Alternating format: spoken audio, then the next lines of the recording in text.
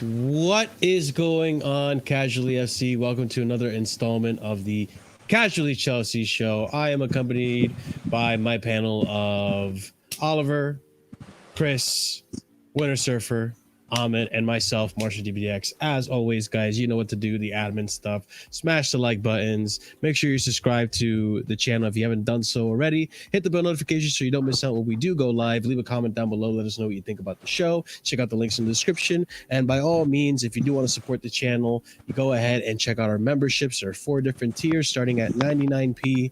And it does help out tremendously. Shout out to all of you guys who are members already. Be sure to use those emojis in the chat because there will be more coming soon. I promise you that. The more members we get, the more emojis and the more perks that we will unlock as well as a community.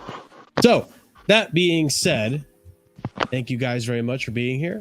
We got a big show for you. Let's go ahead and get this show on the road. Wait. Oh, Jesus Christ. I deliberately didn't I didn't read any news this week, so this will be new to me. You do what I do, basically. Yeah, I didn't read it, so there's too many spoilers. Oh, I'm so excited. I've not read anything for a week. Don't be. I can't tell if you're being sarcastic, asshole, or you really.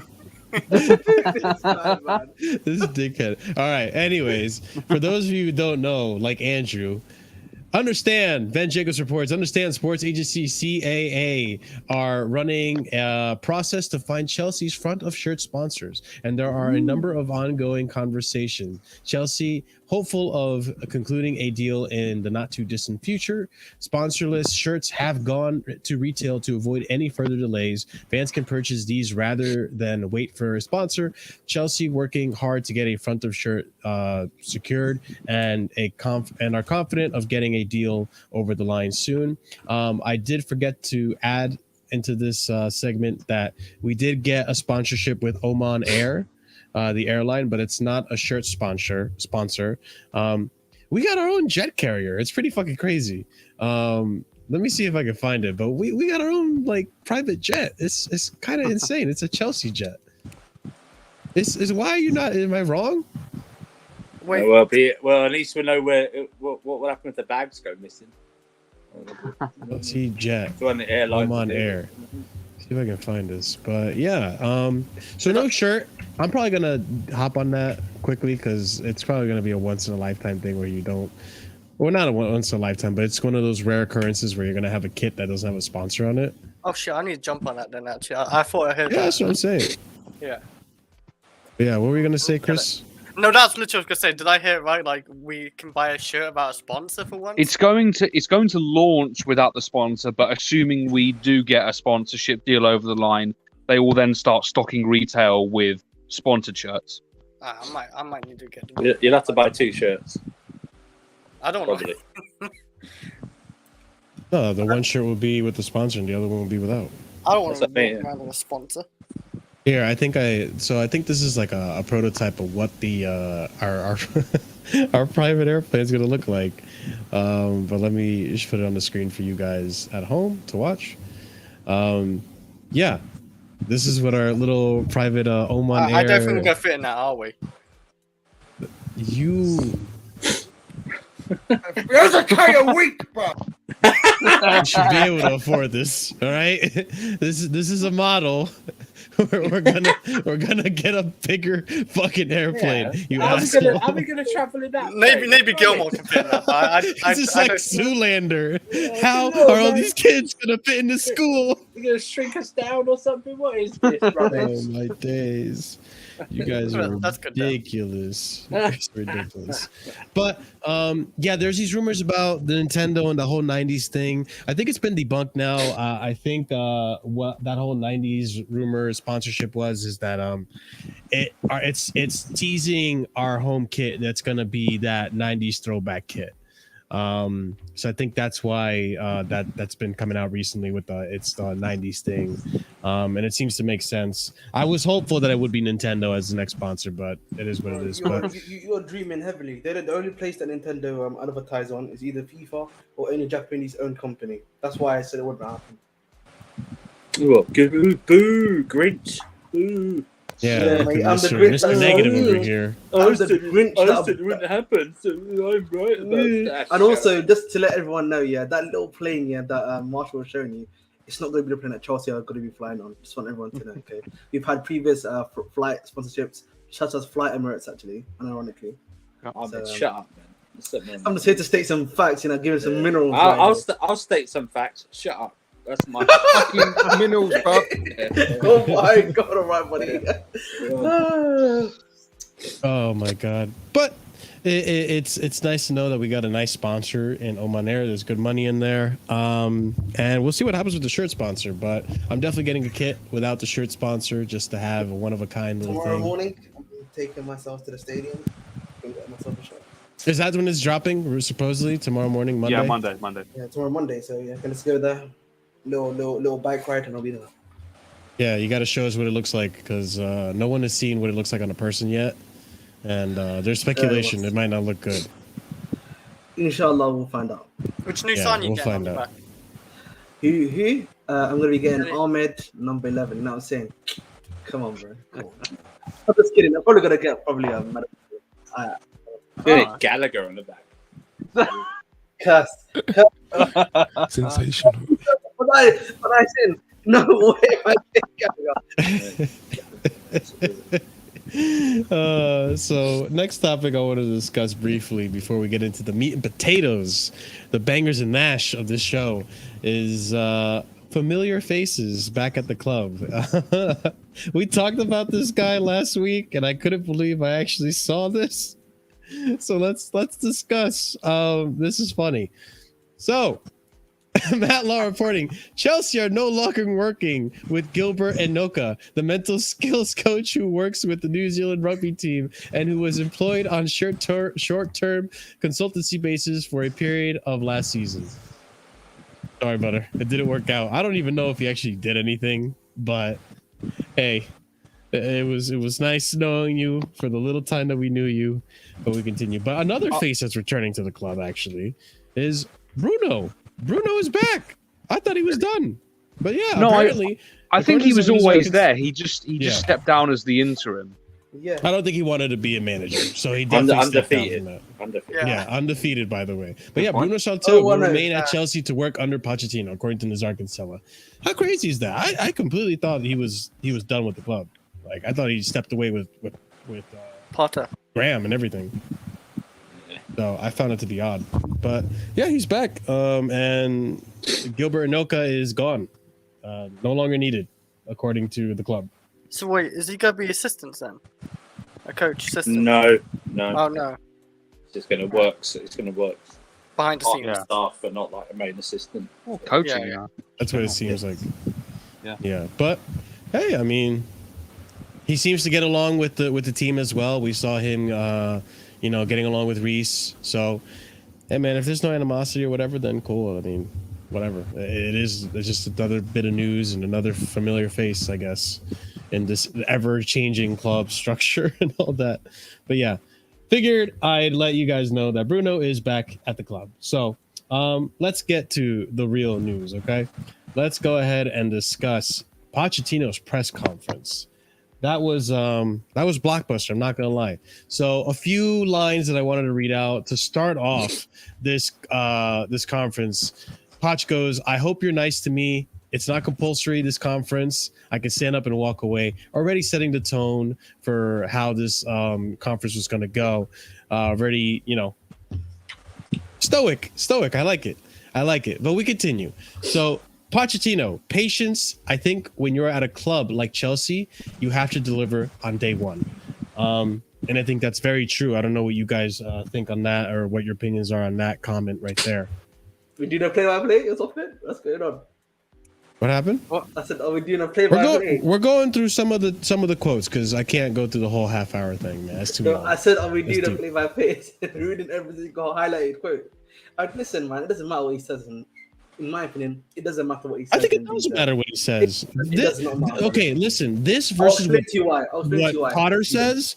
Do you want Potter to come back and be like, "Listen, I need time. This project's gonna take a Yeah, I while." don't want part words. I You don't want part know, words. like the boys gave everything. You want that Yeah. again, Ahmed? So the reason why I'm gonna explain why it doesn't matter, in my opinion, is that, you know, similar with Potter, I didn't care what he said in the press conferences. For me, what matters is what happens on the pitch. Are you winning games? Am I seeing a style of play? That's what matters. I don't really care. I don't need to hear about aura, man. I don't need to hear he look like a beta or something. What they call him, something like that. I don't need to hear that, big man. All I want to see is stuff that's happening on the pitch. Literally, I just want to see what's happening on the pitch, bro. But Ahmed, like they're gonna say stuff as well. They can't be on mute. Like he's gonna join Chelsea. No, Be on I don't mute. disagree with that, But bro. what he I don't has said think is it right should be. though. Like what he said is right. I'm not disagreeing with what he said, but I'm just saying this really is nothing unless, you know, he's backing up on the pitch, and that's why it matters, bro. What he's saying doesn't matter. I get where you're coming from, but don't you also think like what he says in the press conference is gonna affect what the players do as well? Not really. Like if Because the players most of the time, bro, managers use press conferences to talk about, you know, normal stuff. Usually, when it comes to players and that stuff, they speak to them behind the scenes. They have offices where they speak with each other.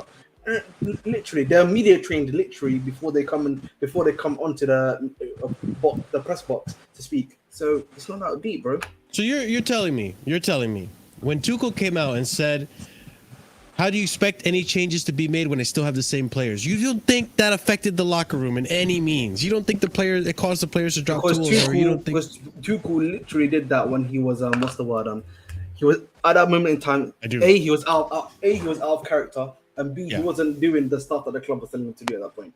And we know the reason why that situation was occurring too. So let's not get that twisted either. That's not an answer to his question. You deliberately did not answer his question. He said, when the comments came out, do you not think that affected the dressing room? Oh no, yeah, totally. Okay, There sorry. we go. That part, yes, I agree with. But the point I was going to add on top of that is that at that time he wasn't doing the protecting the team, if you know what I mean. The stuff that usually you would expect a manager to do in that sort of situation. Usually, if you have an issue with the team and there's the same shit, if it's like the same shit, the same players, you go to the board, discuss the issue, and tell them this is the issue that I've got, and then they solve it for you. Him making that message to the media is not going to solve anything usually. I get that, but I think it's also a message to the fans because one thing too, we have to understand. There's still fans out there that are not for this guy. They still think he's a rival. He's a Spurs. You know, they're not gonna let go of that idea. Bro, the only way you stop that is by winning games on the pitch, bro. Even this is not in their minds. But you also have to get the players in the right mentality to do that because let's have it right. Hold on. Let's have it right. These players don't have the mentality. Then that's 1 second, actually. I don't know why it's just. Yeah, no, but I'm going to just read this quote right here. Like, for example, this right here. We need to be competitive at training or we are not going to arrive in time. I don't want to make excuses to the players and say, first of all, we need time to rebuild. We need time to work. We need. No excuses, and we start to work hard. I think saying something like that resonates with the players that, like he said, he speaks to the players. Marshall, he speaks to these players on the training ground, in his office as well. That's where the stuff needs to be happening, not in the press box. I get that, but I also think he has to win over fans by saying nice things and giving the fans confidence to say, like, okay, you know what? Maybe we did hire the right guy. Well, that's what this is to me. I think, you know, a lot of these comments, you know, I'm happy he's saying these things. You know, it's obviously better than Potter, but it is fan service at the end of the day. And sure. I was saying this on Ahmed's stream, by the way. Subscribe to The Bridge, everyone. Great channel. We're doing good things over there. Yeah, I was saying working under your books. Jesus Christ. I was saying on his stream yesterday that Poch just has to look out for not setting the bar too high for himself. Sure. Because if you look at the makeup of this squad, we are not ready to win yet. So talking about from day one, you know, it's just setting unrealistic expectations. And you're going to have those fans that are going to run the Spurs thing and all that. They're going to jump on it like vultures as soon as the first bit of adversity hits. So, like I said, you just can't set the bar too high because there are going to be bumps. It's just natural. Can't just blame the players. We need to see what is going on and why they are not performing in the way we expect. When all is clear, we cannot give excuses to them not to perform. We need to clean everything and say, come on, now it's up to you. Show me what you're ready to play for this club. Like, this is like stuff that I wish Potter was saying. And listen, the other thing too is like, as a manager, especially at Chelsea, what you say to the fans, and look, again, I agree with what you're saying, Ahmed. I think the most important part of this is obviously what he does on the pitch. The formation he goes with, the players he puts out there, the results. The results is important. This is a results-oriented business. But also, he's being smart about this because he understands he's an ex-Spurs. He needs to win over the crowd. And when you win over the crowd, you win yourself time. I think that's important. Potter had no time. People wanted Potter out since November, and it didn't help what he was saying. I think it was making it worse, in fact. So I think, look, I think it is important that he's saying that. It shows that he does understand the mentality. I think the advantage here that Poch has over Potter, though, is that we're not playing games right now, whereas Potter was a if you want to call it mid-season, it was beginning of the season. But point is, the games were they'd already begun. So, now is the time for talk, really, because you can't back it on the pitch, whereas Potter got thrown right in and he showed nothing on the pitch straight away. So, you kind of got to, you can only beat what's in front of you. So, Poch can only talk right now. He can't back anything up on the pitch because there's no games yet. I find this comment to be interesting. This was probably like in the media portion of the. Yeah, it was. Yeah. So it wasn't in the video portion, but Pochettino urges fans to back Sterling. We are talking about a really good player, but because of the circumstances in the club, sometimes it's not easy for a player to adapt quickly and show the same performances that he had at the other club. We feel responsible to create an environment we need to reduce the number of people in the squad because it was so big. And that is a factor too. It was 44-man squad. That's insane. And to a certain extent, like, Potter did have his hands full when he was managing that club. It's hard for any manager to really develop any player when the squad's that big. But I found it interesting that it was, I don't know what the question must have been, but obviously it revolved around Sterling and the criticism that Sterling got. And, he was asked about leaders and stuff, and probably Sterling was brought up in that sense as well. But, I mean, I don't know. What do you guys think about the Sterling comments? One thing I will say about Sterling and Bamyan, it's time to go to Turkey. First things first, you know what I'm saying? Fix up the hairlines. But on a much more serious note, I do understand what he's trying to say. I think he's trying to say, obviously the environments are different. Maybe the style of play is also different, and maybe that's why Sterling didn't sort of flourish for the season. But at the end of the day, he's still an older statesman, someone that is in the peak of his powers. He's due to be in the peak of his powers.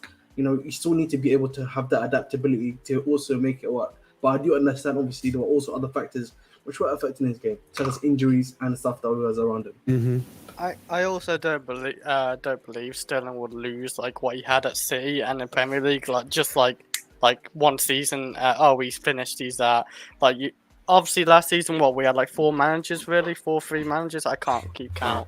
Like we had a lot of managers near the end, and obviously had an awful season, too many players, or if you want to put that as a factor. But like, I don't believe. I've always believed Sterling's like, he's pretty much like a world class player, like, or elite, if you want to whatever you want to pull it. But like, he's never gonna really lose that. Like, he's a very good player. Like, he can get a lot of goals. He can even obviously dribble, pass, shoot, and all that. Like, I think with the right manager like Poch, I think we can get the best out of him again. Not maybe like Pep level Sterling, but I think we'll get a good Sterling out of him under Poch. So I don't want to write Sterling off one bit, because I've seen what he can do over the years, being very good. He's improved under Pep massively too.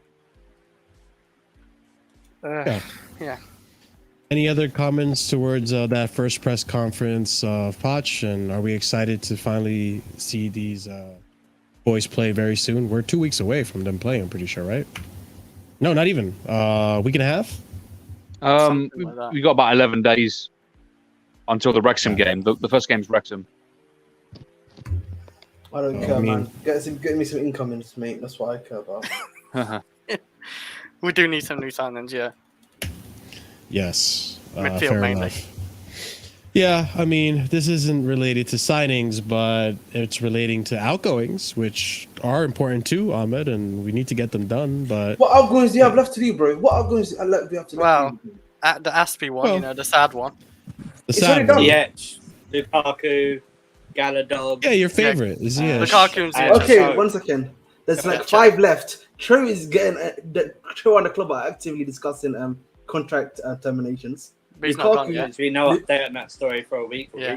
There's Yeah, little but listen, tentative- it was the there's same with little Azpi. tentative- There's little tentative stuff with Galadog, a little bit of Spurs, but that's a rehash story. The Lukaku one True. is a change thing, and Ziyech is a leech. So, I can't Yeah, lie, man. The Galadog- we'll discuss some of Team these, body, bro. obviously. We'll discuss some of these, obviously. But by the way, guys, thank you for tuning in. 79 of you watching. Smash that like button. Let's try to get to 50 likes, all right? But yeah, so this was sad to see. Dave having his goodbye message. He went in. He completely wrote a whole entire essay. You guys, I'm not going to read this, but you guys can 100% check this out on Azpi's page. You see the history of him as a player, and he goes over a lot of the moments. And that's the one thing about Azpi that I love, is that what makes him so legendary in my eyes too is not only his performances being so consistent throughout the years, but the fact that, like, as a Chelsea player, unlike Lampard and Drogba and Terry, like, who were here for like the greatest, they were always at the top. Azpi was here with us through the thick and thin, like the worst of the worst, the Mourinho season, this past season, and when we won the Europa and the Premier League, and he won basically everything with us. PYS reporting here, the Chelsea side here, that Azpi reveals he wants to come back to Chelsea after playing in a role of some sort, which I would be more than happy to bring Azpi back as well, in some sort of senior role to help with the team. But I'm just going to let this play in the background. This is his going away message. Very, very heartfelt. Guys, listen, I'll just say my part on this. It's I know we talked about it briefly when the Atletico Madrid link originally happened, but it's sad to see him go, man. Obviously, I don't think he even needed a script or had a script. Everything that he said came from the heart, and you could tell, man, he's gutted, by this message, compared to someone else's message, but he's gutted by it. And it's what I expected from Azpi. I expected him to be emotional about this, and he cares about the club. He's been at the club for 11 years. He's been through thick and thin with us. This has been another home for him. He's raised kids here. Like, it's hard. And so my respect goes to Azpi. I wish him nothing but the best. I hope he comes back in a coaching role for the club. And dude, there's just so many moments you can think of with Azpi that I'm easily, without a doubt, no hesitation, he is a Chelsea legend in my eyes. That shouldn't even be a question. That really shouldn't be a question for anyone to say he's not a legend. He's the only player to win everything, and like he's just won so many trophies. And as a defender, like defending, he's so consistent, tackling, defending, amazing. Even going forward, he's literally one of our best as well with like Ashley Cole. Like going forward, he can cross, he can shoot, he can do a lot of. He can literally do anything as a fullback. You can't really ask more. It's just like I think a lot of people just look at Azpi the last few years. Even when we won the Champions League, I thought Azpi was still decent. He had a good run, like he still had good games, and that like he was really good as well. So I haven't got nothing bad to say about the guy. Never have. Like he's literally like one of my favorite players as well over the years. It sucks as well. He's leaving after this terrible season. I wish this man deserves to leave on a high, like winning trophies. But you just can't have that all the time. He gets older. He just has to go. I think the perfect situation would have been him leaving last summer after he won the Club World Cup. No, not after the Club World Cup, and him completing the set. Yeah, that would have been perfect for me. And granted, we did give him the contract, and maybe that was a mistake. Both in foresight and hindsight, but we're not going to bring that up because he's leaving. We're looking over his whole career. Absolute legend. I have nothing but good things to say about him. So just go smash it at Atletico Madrid. and you're welcome back if you got something to offer in the coaching department. I don't think Azpi can ever reject Chelsea. When Chelsea come with a contract, I just don't think he can ever reject it because clearly he loves Chelsea. He still wants to come back to us when he retires. He just loves Chelsea that much. It's his club. It's his only club he's got to love. So yeah, like he just can't reject that. I don't think when we gave him, we should never give him the contract. Maybe that's fair enough. Yeah, that's the thing, Chris. I don't blame him for accepting the contract because we gave him a pay rise and all. Like if I were him, I would have definitely taken it. It was on the club. But anyway, we're not going to dwell on that because just let's look at the good things. Yeah, by the way, how old was Azpi when he came to the club? He was 20, right? He was like 22, 23-ish.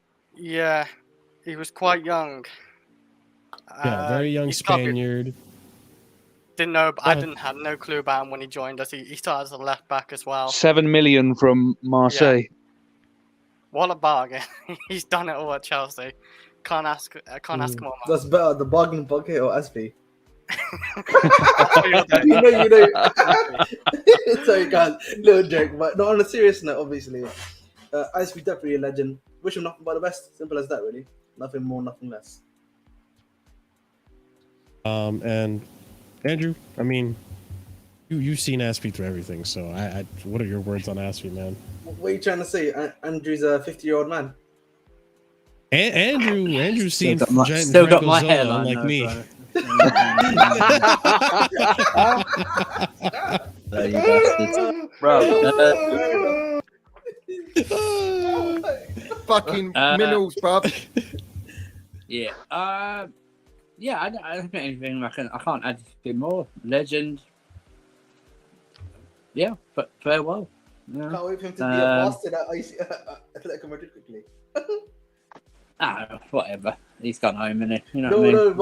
no, but yeah, I'm just saying because obviously Atletico Madrid and what their style of play. So I was like, imagine asking that style. Well, we're not going to bother us for at least the season, are they? We're not in Europe, so we don't care. It's going to be interesting to watch for me. I can't wait to watch that though. That's for me. Yeah, it's gone. It may be a season too much, but yeah, I mean, I'm not going to let the last 2 years of play overshadow his entire career at Chelsea. That would just be madness. Yeah, he won it all. The only other person at Chelsea who won it all is the former owner.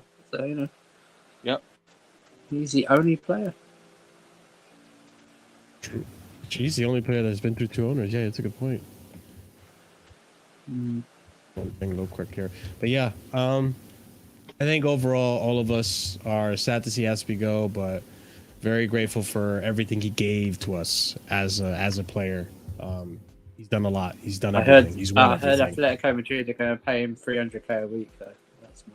Really? 300k a week, bro. Wait, no, that's story. yeah. Fuck's sake. Well, I hear all these mad wages lately. I'm just like, yeah, fucking hell, man. There's no one going for fuck's sake. Someone send help over there, by the way. But that being said, Johnny, Azpi, nothing but the best, man. And thank you for everything you've done, brother.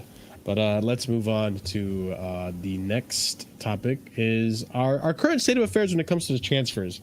We know Ahmed's a little impatient, but we're gonna give you the news, Ahmed, so you know what's going on. All right, brother. So let's go ahead and pop this up here. No. All right, so a little bit of an update as to what the plan is going into the transfer window and what the idea is and why things haven't been moving. Chelsea are not moving on offensive players until they make sure other players are sold. Chelsea are still there for Vega and keeping an eye on him, but he is not the only one. Here, this has been a reiterating story for the past 2 weeks, but I figured I'd drop it in here. Chelsea are due to open talks next week to over signing Gabri Veiga. Continuing on, PSG have made progress in recent hours, and this is from July 3rd, so take it with a grain of salt now. For Chelsea target Gabri Veiga, they want to close the deal quickly, and I don't think it's been a here we go yet, but it's looking very likely. It could happen. Chelsea, maybe not. All right, never mind. Chelsea's priority is to secure a deal for Moises Caicedo, and they are still interested in Romeo Lavia. Chelsea could look to add more creativity by moving for Lyon youngster Ryan Cherki.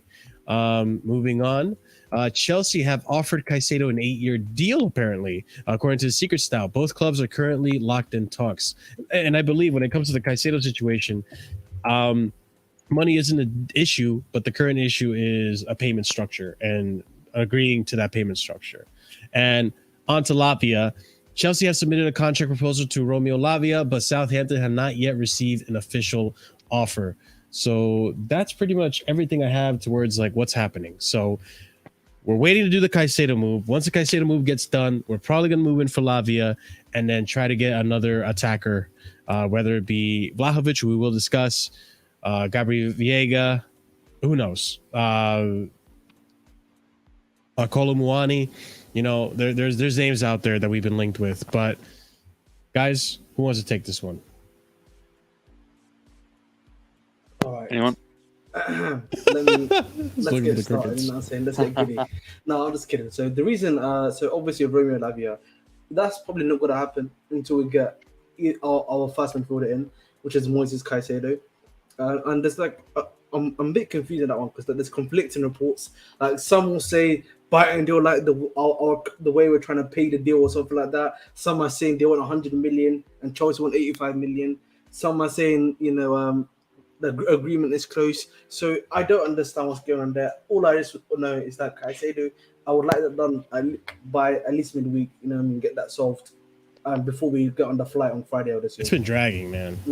And like the thing that's kind of annoying me as well is that, listen, I get this idea of trying to do one deal at a time. Don't get me wrong, but at the same time, bro, there's two directors of football we currently have, right? We've got Stanley and we've got Stewart. From what we're hearing, Stewart is the guy that's doing the outgoings apparently. Lawrence Stewart is the one that's doing the outgoings, and Stanley's the one that's doing the incomings. So like, surely, like now that you know the level of outgoings have basically like come down to 3 or 4 players essentially left, barring surely we can start getting more incomings in, for example, that we know we need in a bit more quicker. You know what I'm saying? Yes, maybe Caicedo is not happening right now, but then if you can get in like a Vega, who the PSG thing has actually kind of like stalled. It's just that all I've heard about from PSG, excuse me, since Santi JFM stuff is that PSG is still interested in him and they're going to be making a move soon. So essentially it's the same as the Chelsea nonsense, which is we're going to be making a bid next week, which Jacob Steinberg has repeated for the last 4 weeks, the whole month. So nothing has changed with that one. So Turkey, another one, you know, apparently we're interested in him. We haven't made a move for him yet. Then there's obviously Franca, who's another kid who plays cam right wing in Santos that we're apparently interested in as well. We haven't made a move for him as well, apparently as well. So like, so you know what I'm saying? There's like everything seems to be stalled just because we're focusing on one deal. And it's like, surely, you know, got 2 directors of football here. We can, you know, at least get one of them to start doing the other deals around us. But then again, like, you know, I did hear this the other day where it was like, someone said to me, maybe the reason why they're not doing the other deals is because they want to finish Caicedo. And also, if they started doing other deals, agreeing deals, that Brighton might use that as like a leverage for them to make us pay more. But, you know, I don't know, man. I just want to get stuff done as quickly as possible at the end of the day. I don't know if anyone disagrees with me on that one, but hey ho. Go on, Oliver. No, I don't disagree. I mean, you know, we've hired all these directors for a reason. You know, you have to delegate things between them. You can get deals done. You can multitask at the same time. So we just need to start seeing it. Really, I don't know what the hold up is. I'll give them until about midweek, like Ahmed. But you know, beyond that, you know, it's going to be tricky because they need to actually start on their fitness and conditioning training so that we don't get the soft tissue injuries like we did in the previous season. And just in general, just get to know everyone and just adapt to the new surroundings and the new teammates. It's going to be important. We can't get them and then 2 days later they're on a plane. That's just not the way to do it for me. Exactly. And also Fly, I just wanted to reply to Fly's final comments. That same way you can't rush into things. I agree with you, bro. But the problem is with Caicedo, apparently it's been happening for more than a week and change. So, like, it's not even that we've not rushed into anything. Like, we clearly know what's going on. It's just that it's taking a bit too long. And also, like the other thing I would say, they got it doesn't. They are doing it smart. Clearly, the club already got who they want to get. They already have the list ready. So all it takes for them is just to go and get the guys they want. I don't know if I'm like saying anything wrong here, but I'm pretty sure that's yeah. I don't want to. No. Listen, speculation is like, oh, they might be interested in Turkey, they might be interested in other guys and stuff like that. We don't care about that rubbish. But the club, Fabrizio has already said the club already has who they want prepared. Like, barring maybe the striker market, we know apparently who they want for all of the other positions. They already have their list ready and prepped. So they can't just go into a transfer window not knowing who they want and not having a list prepared. That's what I'm going to say. Yeah, like I first one thing I want for like Chelsea to do is like go for the midfielders first, like go for Caicedo, go for Lavia, or if you can find better than Lavia. I don't know how much Lavia is, but he's got a buyout clause as I remember. I just don't remember the price of it. I think it's like 20 to 30 million. No, I don't think it's a buyout clause. So I think City have a first refusal next season, but that doesn't apply to us. No. It's only for the Southampton agreement, so it doesn't matter. So yeah.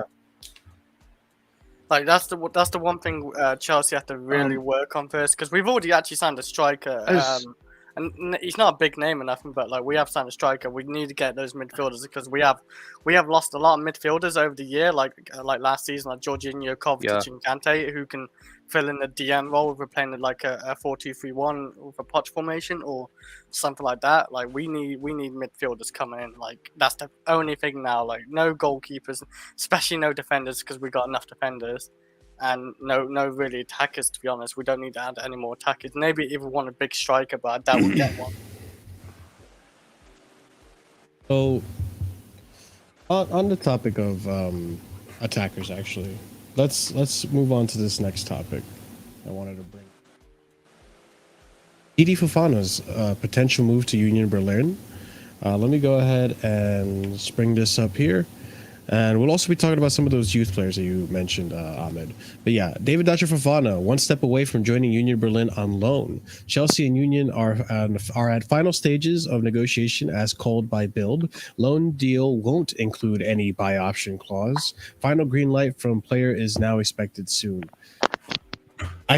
Do we think this is a good loan for him?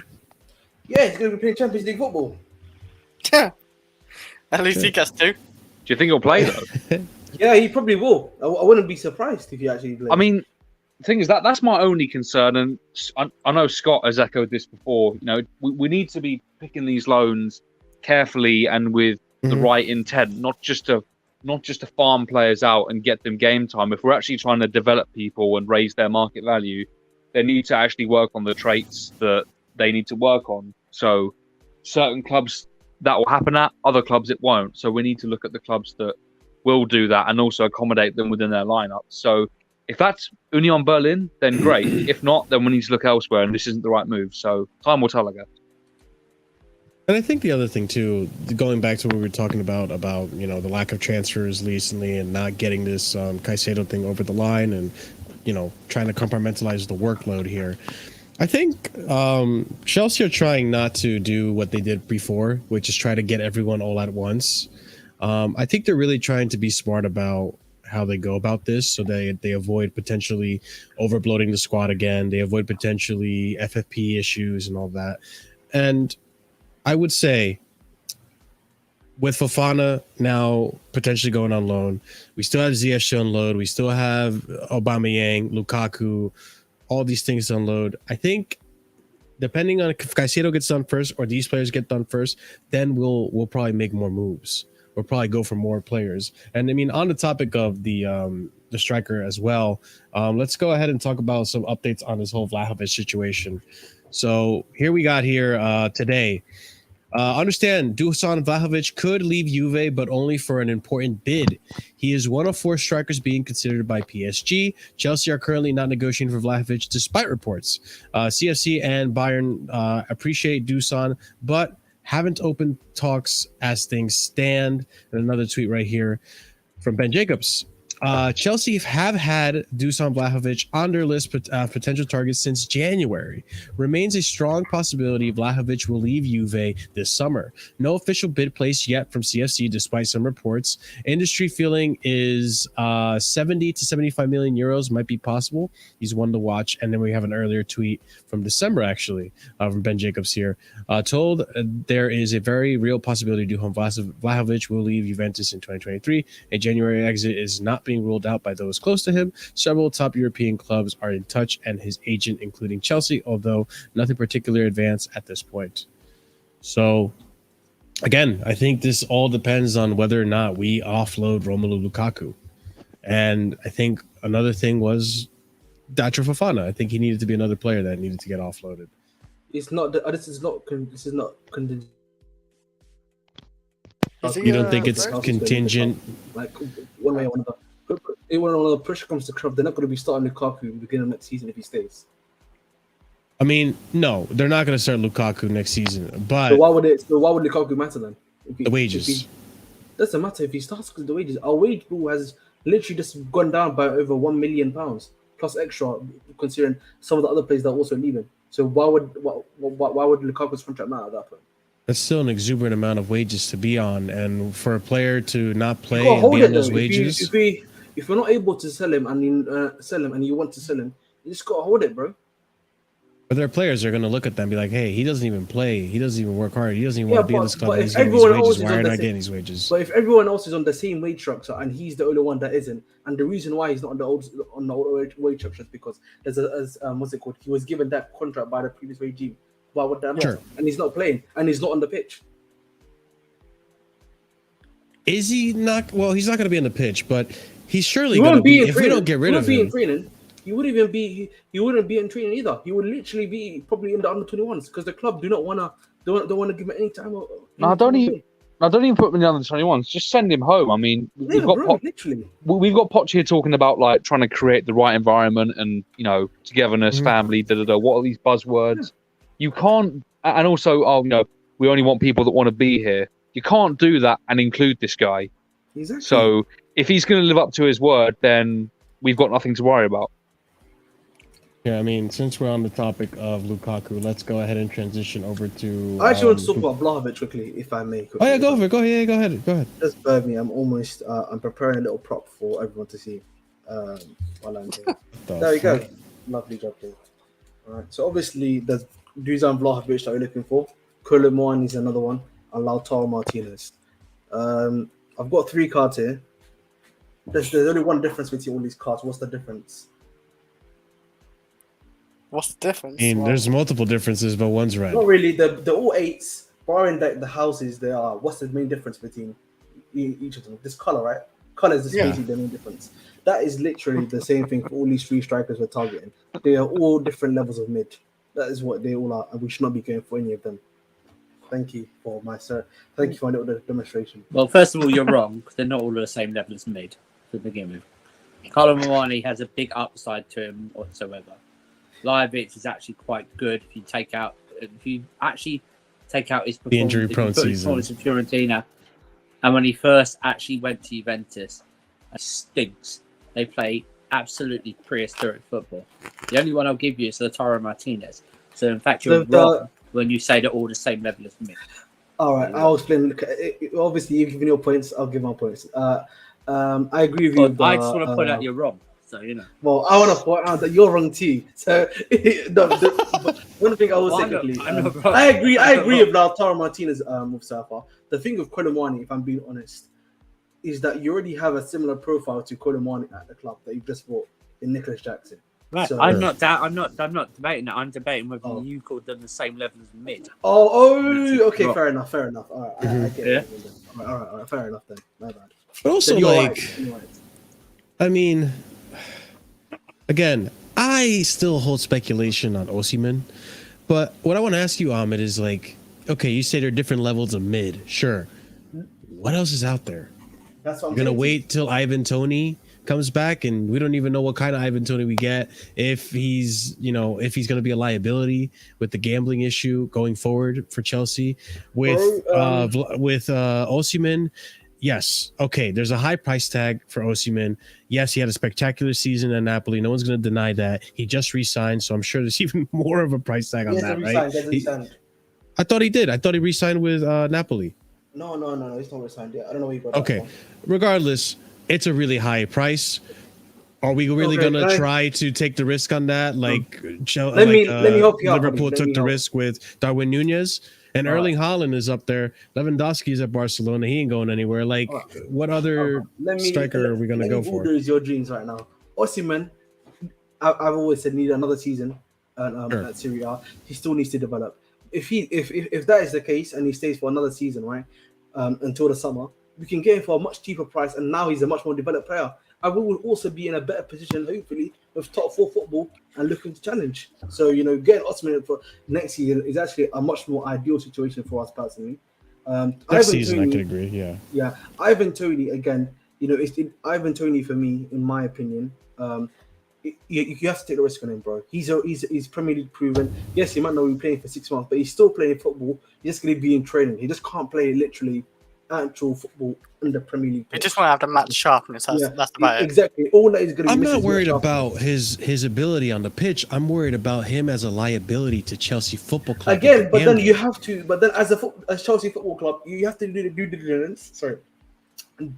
diligence, and make sure that everything is looking good behind the scenes. That's why clubs have private investigators to make sure they look up about these players' backgrounds, especially when you're at a top club. You're wrong, Val. Chelsea's already won that transfer after getting rid of Kai Havertz and Mason Mount for 120 million combined. Chelsea has won the transfer. Selling them two for 120 is a win.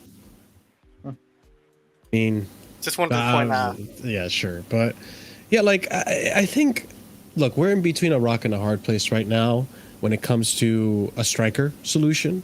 We do need a proper striker in that position because, I mean, listen, I'm not going to count my eggs before they hatch. Who knows? Maybe Jackson does work out. Maybe Jackson fits so perfectly, and under Poch, it just works out perfectly. I'm not going to hold my breath. I think having someone with more experience in that position could help benefit and develop these players. And on top of that, we try that with Romelu, who, to be honest, and Aubameyang. Aubameyang was a Tuchel signing. With Romelu, we ignored the red flags. You can't account for what happened with Lukaku. You can't account, but also with Lukaku, we ignored the red flags early on set because he, from the very jump, when rumors came out that we were in for Lukaku, he already nipped it in the butt and says he had no interest in leaving Inter. That should have been a red flag to Marina and most of us Chelsea fans that, okay, he actually doesn't want to come to the club. And then when we proposed him a lucrative offer and a lucrative contract, then all of a sudden, oh yeah, I'll go to Chelsea for 80 to 100 million. So that should have been the He's just done what thousands of footballers have done in the past. There's no difference. He's just done what Tonali's doing. He's doing what Tonali's doing. I don't. He's not done anything different than any other footballer, any person in walk of life. And someone offers you a lucrative contract, something like that, and then that's fine. He did. Andrew, you remember how adamant he was about staying at Inter prior to us really being interested? I also remember remember in January, Enzo Fernandez played a game for Benfica and probably punched his chest with the badge for Benfica. So I'm not really bothered about the terms of they wanted to move. It's a job, so fans have got to get this through their head. For these guys, it's a job. It's a job. It's not a supported Chelsea. He's been there since 8 years. I don't care. It's a job. You know what I mean? It's in terms of that. You just got to get your head over it and go. Don't get too attached unless they're with your club for a very long time. You know what I mean? It's like that. They can still be loyal and still have a job, but they're still going to look at every player that's been at Chelsea for a long time. Do you think they've stayed on the same wages? They haven't, right? They've had a wage increase. Right? I mean, I would say this in 2009. If you want to do this 2009, John Terry used Man City's interest, Chelsea. That was John Terry. Yeah? So if he done it, then we shouldn't be shocked that others do it as well. It's just the point. It was a bad transfer. That's the problem. Yeah. That's the thing we should be focused on. The overall thing is a bad transfer. Yeah, I guess what I was getting at is that like we've done bad transfers, potentially knowing that they could have been bad transfers. I look, it's hard to predict what Romelu did, but he just lacked professionalism. There were probably signs there that it's Champions League tax. Everyone got fooled by the Champions League, thinking we just needed a striker to compete in the league, and that's what it was. It overshadowed everything. But now, if you bring in a striker now, like that Champions League isn't there to entice them. It's all about the project and the manager. And I don't know. I feel like very true. I wouldn't mind going for Vlahovic. Colwill, I think he's one for the future, but like you said, very similar profile to Jackson. And Lautaro, I just don't.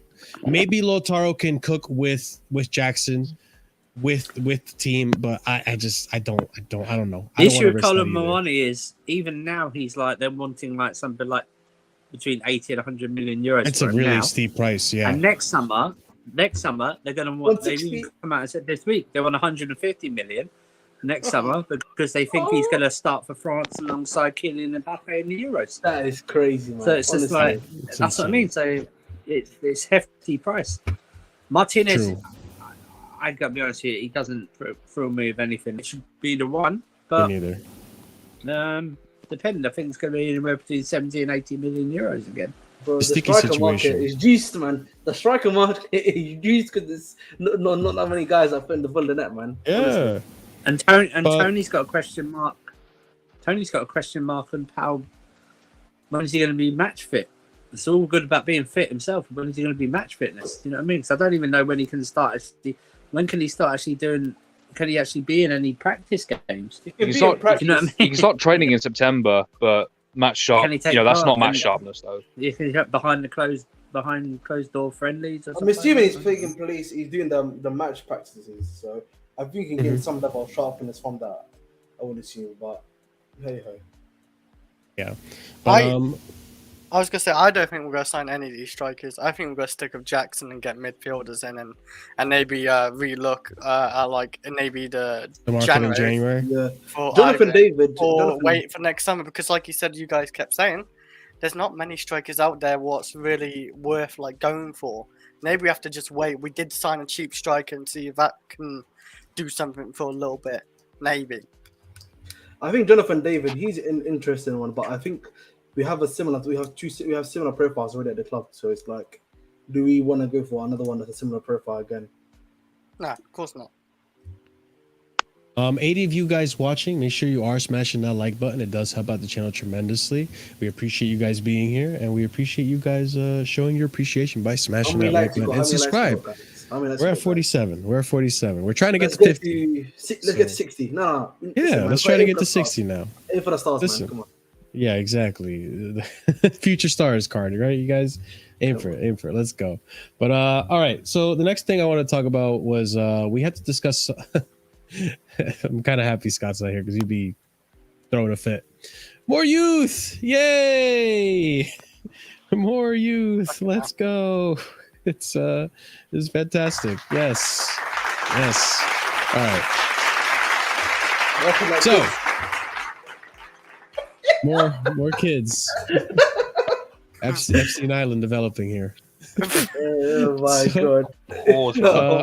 According to Fabrizio Romano, right here, I think Angelo Gabriel is going to be a Chelsea player and announced very soon. All documents are signed, so it's a matter of an announcement. Hold on.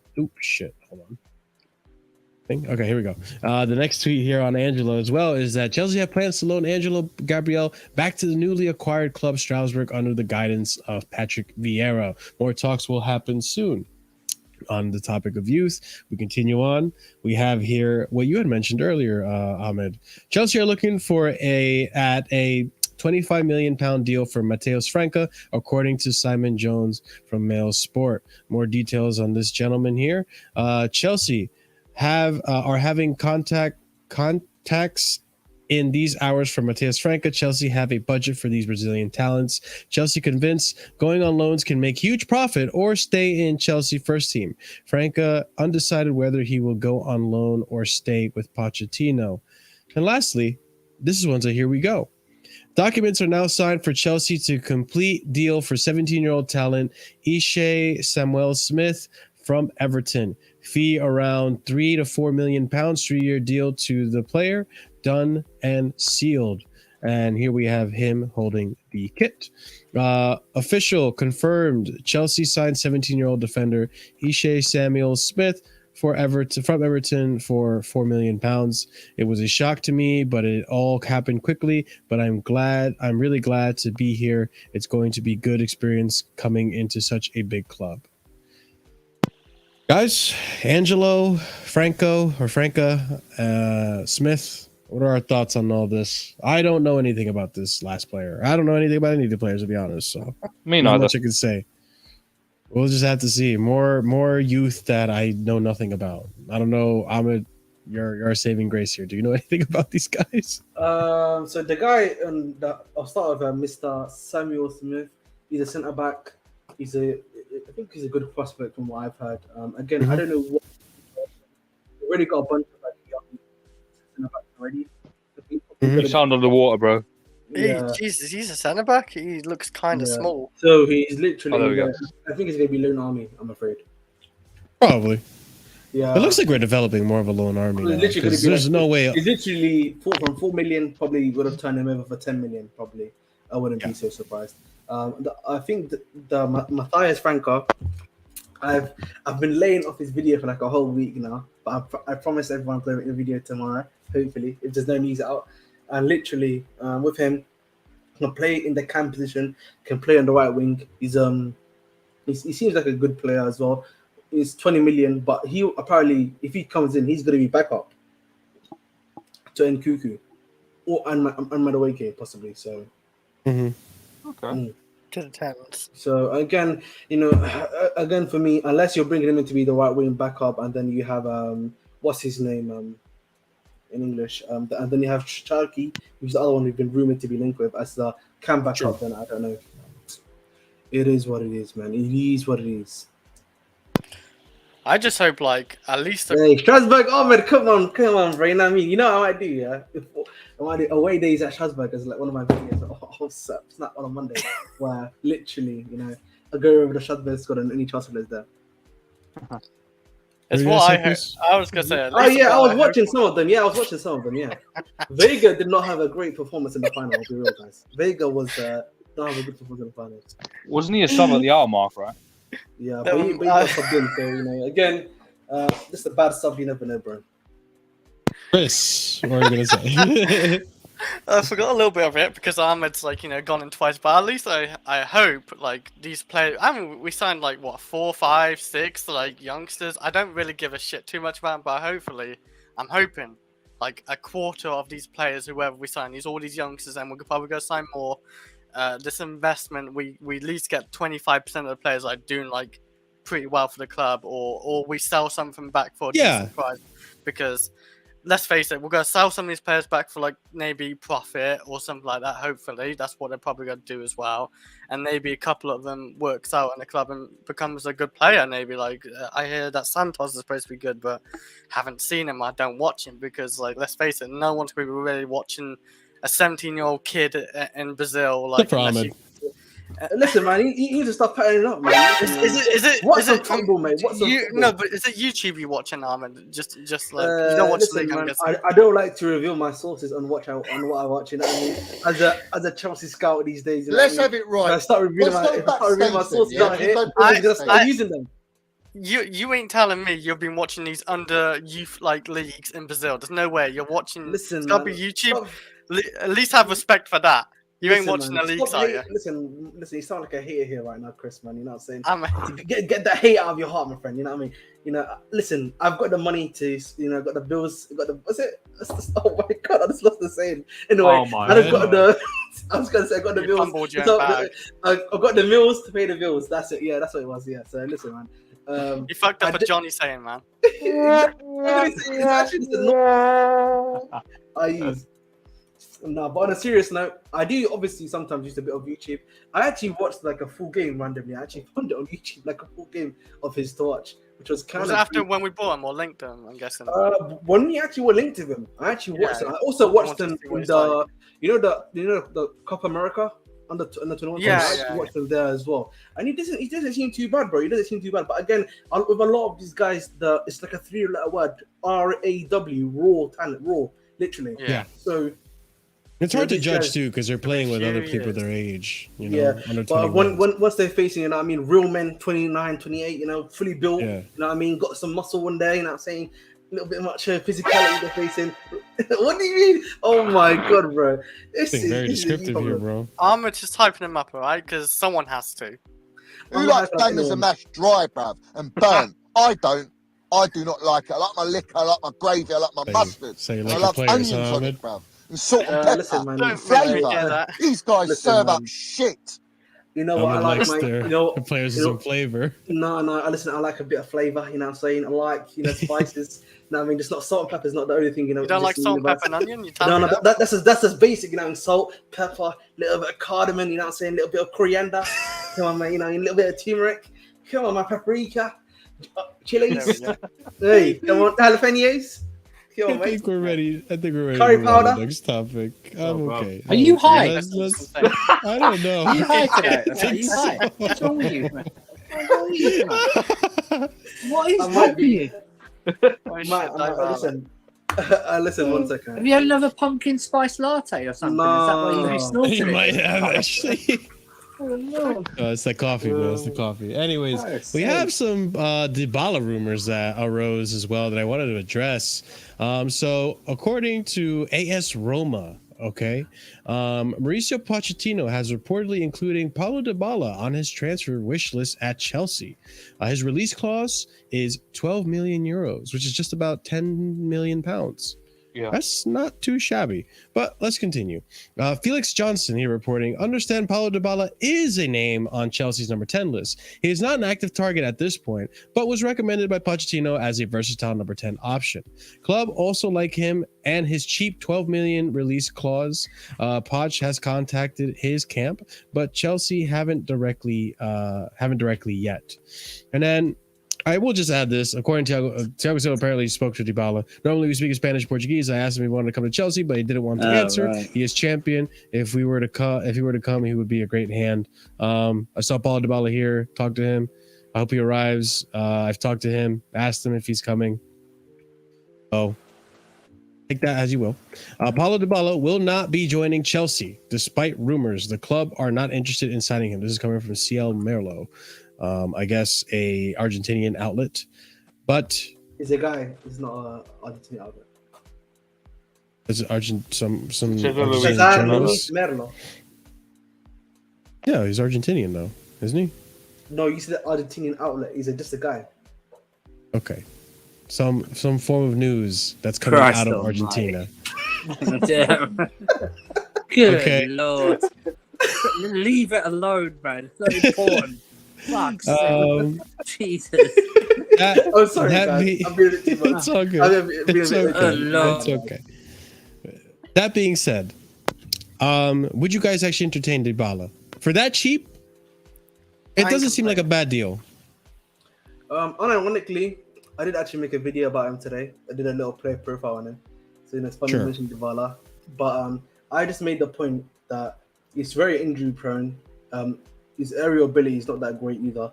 I just think for me, you look at the other guys that we're looking at, like a Franca, like a Cherky. It's like those guys are younger, have higher ceilings. There's a lot of potential there. And maybe you might be paying 8 million more, probably 10 million more, because I know Cherky costs around about 30 million, Franca costs like 20 million, but you're still going to be getting someone with a bit more potential. So why not just get them? And also these guys have been playing regularly in their leagues. The availability is the best ability for any player as well. Mhm. And when you look at Dybala's actual record, this season he's played 22 times, and he's only had 18 starts. So he's only started half of the league games in Serie A for Roma. So that's not great. Yeah, I've seen him on and off. But for 12 million, when I did first see it, I thought I ain't complaining for 12 million because you never know, he could work out at Chelsea somehow. I don't think he might not, but there is a slim chance he could. I think he's a bit washed now, but 12 million, I wouldn't even complain about. But it doesn't really make sense joining us either. Like, we don't really need him. We got, how old is he now? Like 29 as well. Like, he's getting 30, 29, yeah.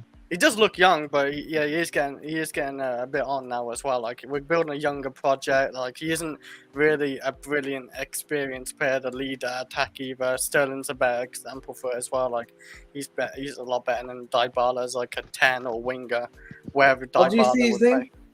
Dybala. Is that how you say it? Because I genuinely didn't know. I'm pretty sure it's Dybala. I said Dybala. Whatever, man. Dybala. I don't know, Ahmed, but you're just picking out every little detail right now.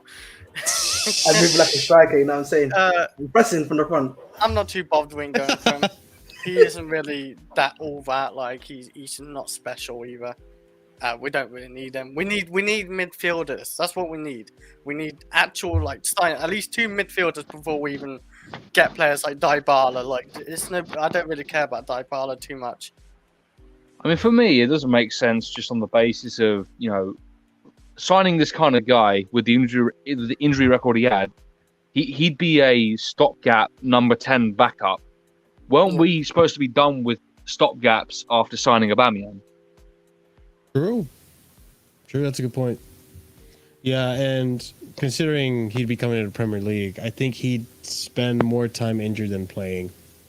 I'm almost convinced if it keeps up. But on the other hand, if he stays fit somehow, for £10 million is not a bad accusation.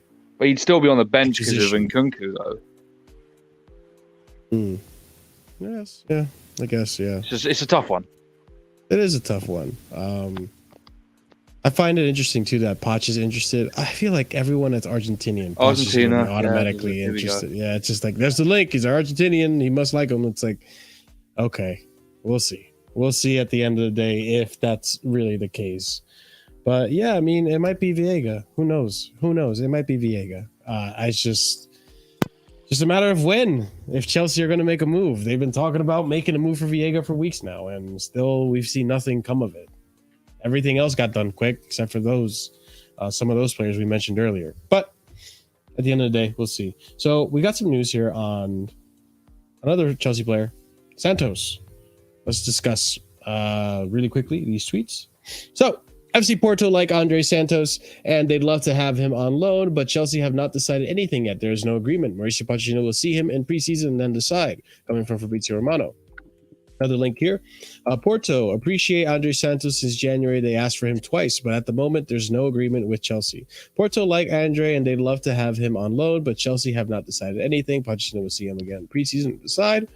And apparently, right here, Chelsea are not negotiating with any other clubs for Santos. Directors think he's the future, and Pochettino wants to see him in the preseason.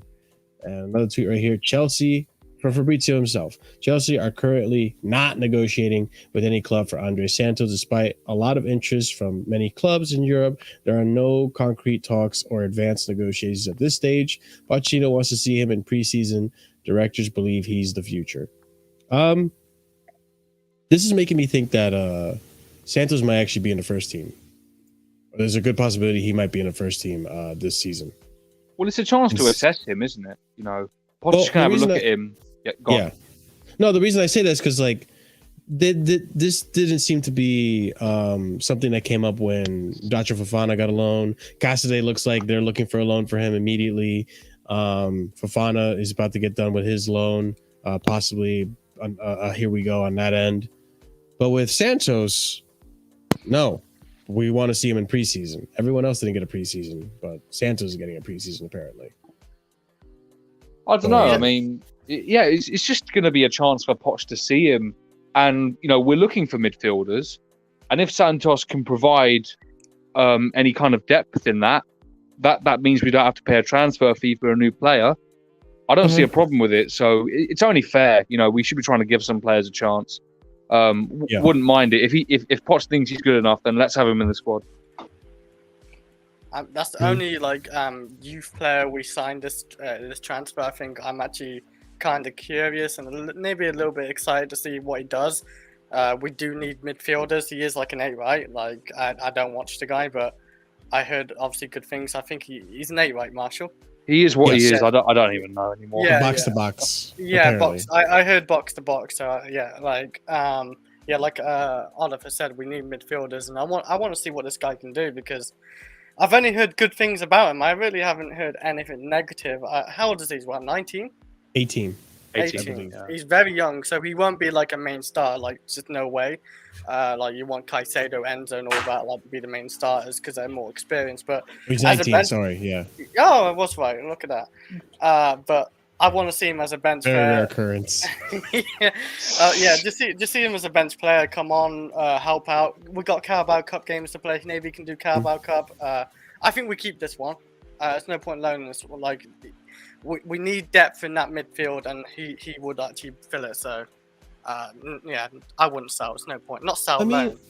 with all this discussion on youth, by the way, I did want to bring this up. I meant to bring it up earlier, but I'll bring it up now with Andre Santos. Do you guys think that does it make you nervous, guys, that we're trying to get all these young players and we're not really going in for many experienced players that are out in the market currently? It way I depends see- on the it depends on the purpose of the signings. Because if it's for the multi-club model and for loan army, then experience literally doesn't matter. As a matter of fact, we have Sure. to go young because of the new FIFA loan rules. Mm-hmm. I also think Marshall, like, look at the market, bro. Oh, let's be real, yeah. A lot of like these guys that you want, these older statesmen, these normal guys statesmen, the market's become so inflated and problematic that these guys are going for what, 80 million, 90 million, 100 million at times. So sometimes, you know, I do understand this idea of trying to bring them in young, develop them, such that when they're in their peak, they're at your football club doing what they can do in their bits there. So Big up Chelsea old boys. I think I can see it from that sort of aspect. You obviously got this aspect that the club are trying to turn over these guys for big money and so on to help with transfer funds and stuff as well. So, and I think Chris said this earlier. If at least a quarter of these youngsters work out and they actually do crack into the first team, you know, we're building. We're essentially we could potentially be building a spine with these youngsters. If they kick off and they happen to be really good, then they're going to be good for a while. We're going to have a solid team for a long time. We're going to have our bases covered for a long time. 100%. And I think a lot of these teams around us too, so a lot of these teams are going younger as well. You know, like Erling Arsenal's pretty Haaland. young. Arsenal's a pretty young team, but you look at Erling Haaland too, like 22 years old striker, right? Best in He's the world. relatively young, best in the world. I mean, how old is what's his face, the defender over in United? Not Varane, the Is one it that Martinez? was, yes. I think he's mid-20s, isn't he? I think he's quite young. He's mid-20s, mate. Martinez? But I know. Marshall, we can't hear you. I think- Oh, we can hear you now. Oh, there we go. No, but I'm just saying, like, I think the times are slowly developing towards like younger and younger. The talent pool now is younger. A lot of these players, look at Mbappe. I mean, just world class at such a young age. So, listen, I think it's a low risk, high reward when it comes to getting these youngsters. You know, you're not paying too much for them, and if it works out, then awesome. You put them onto a long-term contract, and you have a player, a generational player going forward. And if it doesn't work out, you didn't lose that much money to begin with. You didn't. It's not like a Romelu deal. Again, you sell them off for cheaper. You terminate the contract. Who knows? But with Santos, it looks like this kid might be one that, like Carney, stays in the first team possibly. I don't know about Carney going on loan. We haven't heard anything about that. But like Carney stays in the team and develops with Chelsea, and there's an actual really good talent there. I think Carney would. Yeah. That would probably depend on, you know, Cherky coming in, or True. if that Dybala thing develops. You know, he'd be a third choice number 10, and that wouldn't be good for anyone. I don't know what you do with him, but yeah, I pretty much agree with everything else you said.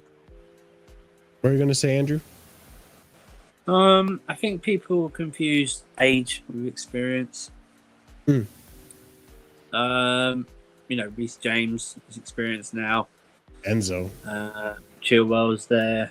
Much I don't like him. Kepa's there. Thiago Silva. Fofana. Sterling. Badiashile's played like 150 games.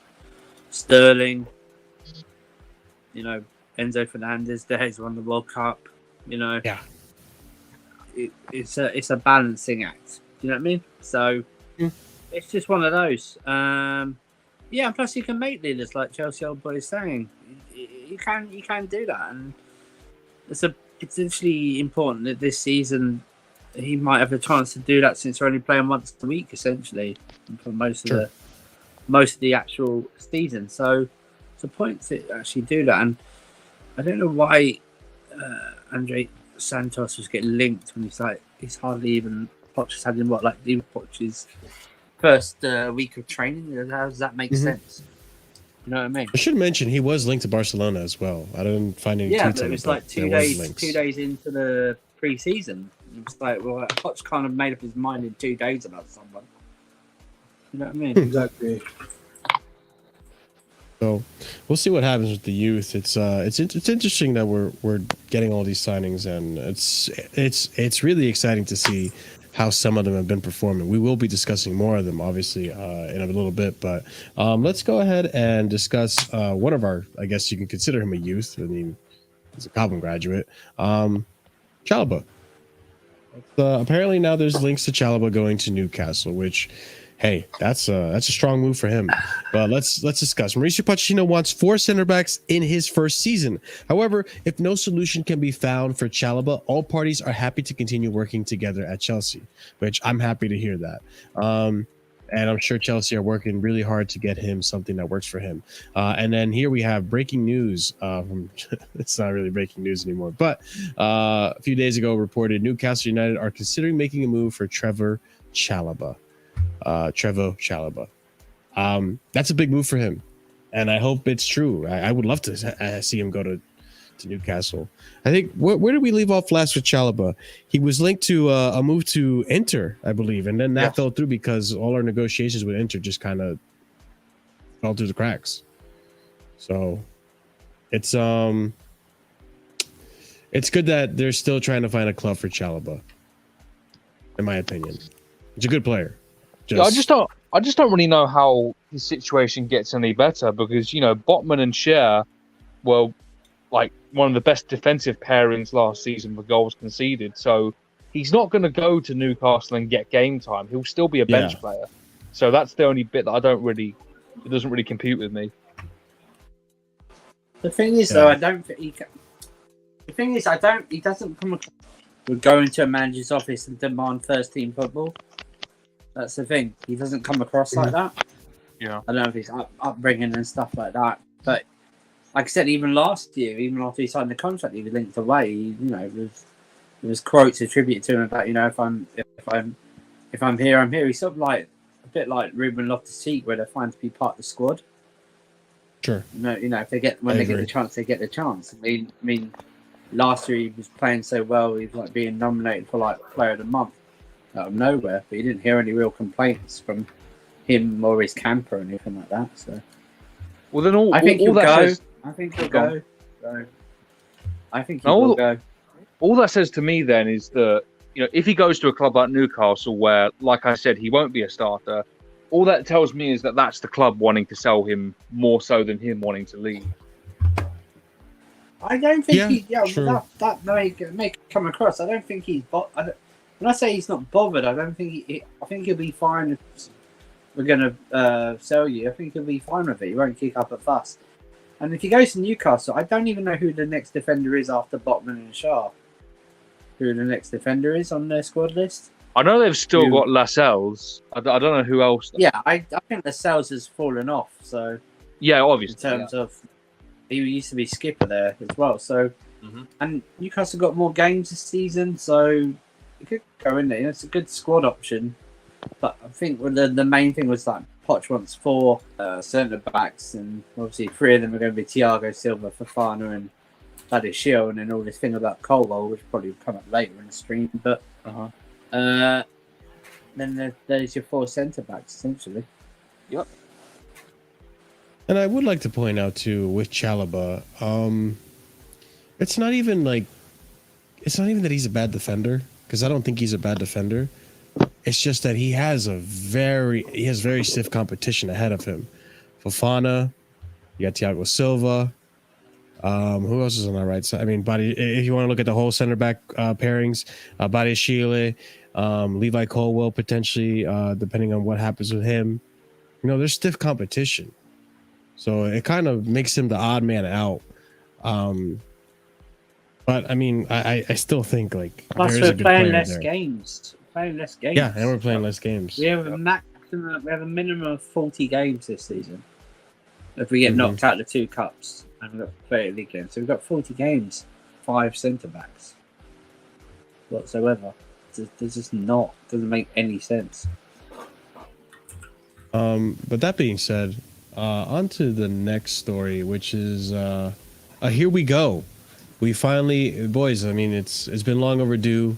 It's done. I'm gonna get the drum roll ready wherever I put it. Here it is. Done.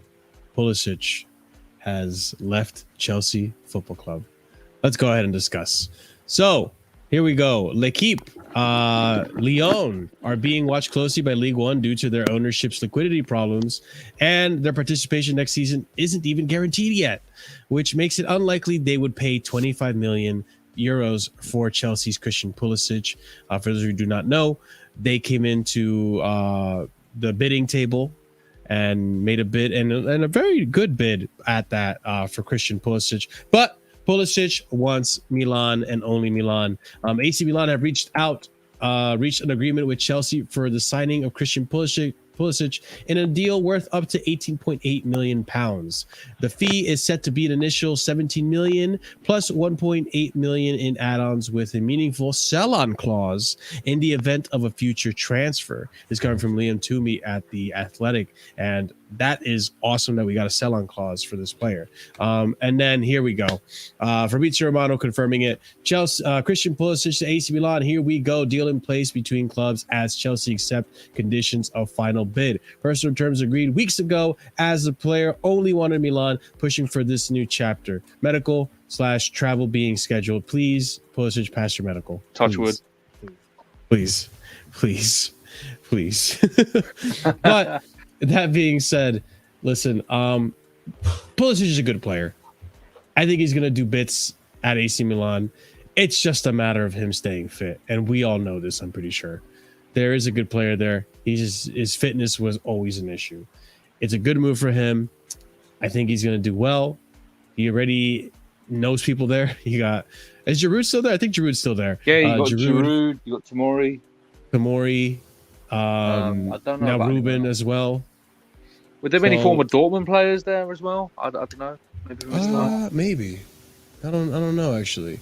There is links to that Milan was going to get another American. I think Yunus Musa was going to, linked to a move to Milan. So it's a good move for him. And we saw how he cooked with Giroud, by the way, when he was at Chelsea. So maybe that link up comes back. Who knows? I don't know. Was that during the COVID time? Yeah, during the COVID time. I was going to say, there's 3 good moments of this guy, I think, there's 3 good moments. The COVID times, he had a really good run. The semi-final against Madrid, he did really well in the first leg, then bitched about afterwards. But and then his final one, what he did good for the club is sell a lot of t-shirts for the club. That's the final one. That's the fact, though. He sold more Ronaldo when Ronaldo went to Juventus. Oh, is he like your number 1 up, bro? He sold a lot of t-shirts, so because obviously there's a K a week, bro. Making us bread, man. He was. That was the 3 good moments for me. Yeah. So long, Pulisic. Yeah, I couldn't get Pulisic. Damn, bro, you guys are cold. Okay. Well, to be fair, he caused a little bit of drama that was unnecessary. Marshall, you know what it is, man. It's a cold world. It's a cold world, man. It's a cold world. I don't hate him, but he's just not really. I don't have a heart, here, has he? Soulless. Why'd you pause? What do you mean? I said I'm soulless. Oh, soulless? No, you have a heart. You have a soft spot for. I'll just say something on this move. I'll say something on this move quickly. Like you said about the link up with Giroud, and I hear that. They do have a chemistry to an extent. He's not starting over Leao, and one of the big things about Pulisic in that lockdown period was getting to play off the left with Giroud. So either he'd be back up to Leao. By the way, I don't know the structure of Milan's squad. I don't even know if Leao has a backup. So depends. Definitely does. No, it doesn't have a backup. So okay, so he'd be a backup left winger, which doesn't really improve his situation. Or he'd play on the right, which he's not better on the right. He's not really a great crosser of the ball. He's more of a dribbler, and poacher type. So I mean, listen, if he wanted the move, then fair play to him. I mean, we took a massive loss on him, but that's to be expected. Surprised to get a sell-on clause though, and I think that was really impressive that we did. I remember reading as well that when the supposed Lyon bid had the exact same thing, it had a sell-on clause, and I'm thinking, like, what's that all about? Like, did we try and put that in there? I mean, that it's quite strange, but hey. I'm in charge of the stream, man. You know what I'm saying? And let's say bun Pulisic down the stairs. What was your question again, Oliver, please? I was just talking about the. What the hell? What? What is wrong with you? You just catch you at the wrong time, bro. Like every time you just catch you at the wrong time. All right, I'm back. I will say, Oliver, I don't know if we've got like a massively huge. Yeah, okay. In sale wise, yeah, with 60 million to 20 million sold. But like I said before, he sold a lot of t-shirts, especially this season. I think with Pulisic, obviously he gave us the US attention, which is obviously nice and everything. It had that good, bubble season. He was moving like LeBron in the bubble, you know what I'm saying? Getting himself like a trophy and that stuff. So shout out to him there. But in reality, man, it's just him and the injury bed were best friends, man. You know what I'm saying? Him and the medical staff are best mates. Him and Conte, And I think also friends. I do hear at the point, he wasn't given like a run of games, but really it was every time he was given a chance to start. Every time he was given a chance to start, he wasn't really performing to the level that we needed. So, I mean, a big portion of that, yes, I would say. There have been times where he should have started, or he should have been getting more play time over. Let's see this season example, over Mason Mount, who was playing on the left, or not Pulisic, Kai Havertz. Is Kai Havertz playing on the left anytime? No, but I don't remember. I would say but put Pulisic on the left and then put another striker. There was just times where it would have been we wanted to see Pulisic play because maybe he has something to offer that we needed some change. We needed to see what worked and experimentation. And Pulisic was just rotting on the bench for the longest time. Then he gets his start, gets 3 game starts in a row, and then he gets hurt again. So he had a run of games. He had proven himself that he was gonna, I think he basically was earning his starting position in the team, and then he gets hurt. And he was decent at a point, definitely. Yeah. I remember in January he got hurt again. Yeah, there were stats going around Twitter, and listen, I know this is Chelsea and this is an incredibly low bar, but him and Sterling were our top creators at a point in the season, and it really surprises me as to how they didn't play together more. Before the injury, but Graham Potter tax. Potter, he did stuff, man. That guy made no sense. But at the end of the day, listen, Pulisic is a good player. I think most of us here know it. He's okay, and he's gonna do good. He's a good player. He's not okay. He's good. No. Listen, he's he's good in the transition. Not top class. He's good in the transition. He's good in a counter-attacking team, and that's just about it. Enjoy your time, Pulisic, but you're gonna have to hold the fact the best you can be is in Serie A. He's living off performances from 3 years ago. Yeah, exactly. Good player, though. Let's face it. You gotta remember. Why do you have to get it in, bro? Why do you just have to get it in? Oh, he is a good player. Of course. You gotta remember as well. We paid 60 million for him. Good player, though. No, he's not. At least he's got a chance to write a new chapter. Yeah. Good player. He's not worth 60 million. We bought him for 60 million. Is he worth 60 million? No. I would. He's a meaty player. He's not worth 60. He's a meaty player. He's a meaty player. Nah, but good players are 60 million. He's a good player. I think he's gonna do well. He's gonna do well in Milan, man. Let's move on. And he does well for the national level. Just it is what it is. But yeah, so long, Pulisic. Wish you the best. Thanks for those good moments and t-shirt sales. So you hyping up t-shirt sales here. Yeah, that's we're the third moving on. Brookies. It's another player that we got to get rid of, and we did talk about it briefly, but we got some tweets, we got some receipts, we got some things to talk about when it comes to your hair is too long. Thing to talk about in regards to our boy Romelu Lukaku. So here we go. Fabrizio Romano reporting, Inter have decided to approach Chelsea again for Romelu Lukaku. Negotiations will restart in the next days after Inter close Fratesi deal. Talks will take place around loan with mandatory buy option, but still at early stages. Next tweet, Fabrizio again. Inter director Asulio, Lukaku knows we want him back here. We're trying to find a solution. He's at Chelsea and we are in contact. They told us that he's not available on loan. Yeah, fuckface, he's not. Buy him if you want him so much. We are exploring conditions for a permanent move. Let's see later in the window. Moving on. Romelu Lukaku is seriously considering Saudi Arabia, and Chelsea want 45 million euros for him. Al Hilal and Juventus are in the race, but Inter Milan's bid have been completely rejected. This is coming from Ben Jacobs, and I think next tweet. Pochettino and Romelu Lukaku. Okay, yeah. Pochettino's comments on when he was asked about Romelu Lukaku.